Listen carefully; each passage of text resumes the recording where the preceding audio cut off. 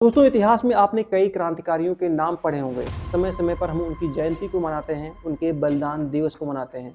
लेकिन इतिहास में एक ऐसा नाम दफन है जिसको ना तो कभी सम्मान मिला, ना कभी रोजगार मिला, ना उसे इलाज मिला। यानी कि वो जो क्रांतिकारी हीरो है वो गुमनामी की दुनिया में खो गया। और उसका सबसे बड़ा कारण है भारत सरकार और बिहार स्टेट गवर्नमेंट।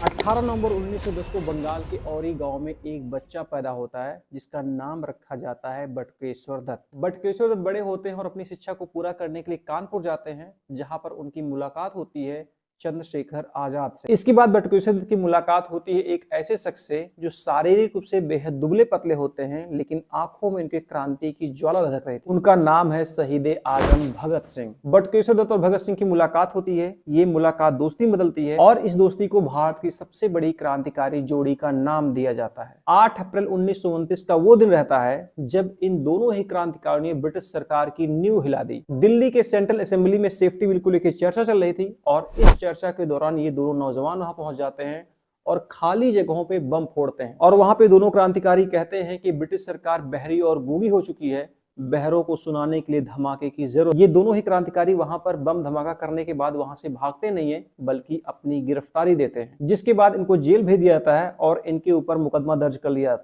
है। भगत सिंह, राजगुरु, सुखदेव को सांडर हत्याकांड का अभियुक्त बनाया जाता है और बाद में कोर्ट के द्वारा उनको फांसी की सजा सुना दी जाती है। साथ में बटुकेश्वर दत्त को काला पानी की सजा दी जाती है और उनको अंडमान के सेलुलर जेल भेज दिया। जब भगत सिंह को फांसी की सजा सुनाई जाती है और बटुकेश्वर दत्त को काला पानी की सजा सुनाई जाती है, तो भगत सिंह को यह पता हो जाता है कि अब बटुकेश्वर से कभी मुलाकात नहीं हो पाएगी।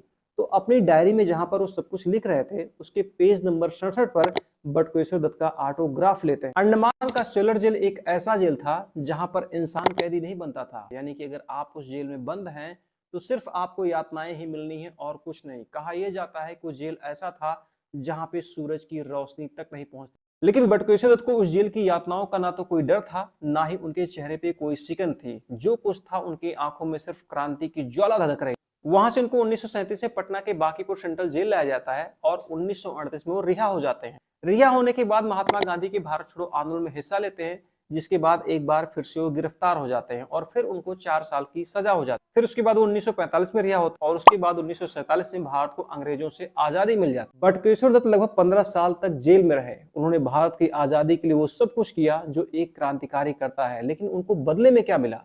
ना तो उन्हें नौकरी मिली, ना उन्हें सम्मान मिला, ना उन्हें कोई सहायता मिली, यहाँ तक कि उनको इलाज तक नहीं मिला। उन्हें अपना और अपने परिवार का जीवन चलाने के लिए सिगरेट कंपनी का एजेंट बनना पड़ा। और जब इनको वहां पर भी सफलता नहीं मिल पाती है तो अपना और अपने परिवार का जीवन चलाने के लिए ये पटना में टूरिस्ट गाइड का भी काम करते हैं। अब सोचिए, बटुकेश्वर दत्त एक ऐसे क्रांतिकारी थे जिनके मित्र भगत सिंह थे, चंद्रशेखर आजाद, सुखदेव थे। लेकिन जब ये पटना में बस परमिट के लिए अप्लाई करते हैं तो वहां का जो कमिश्नर रहता है वो इनसे स्वतंत्रता सेनानी होने का सबूत मांग लेता है।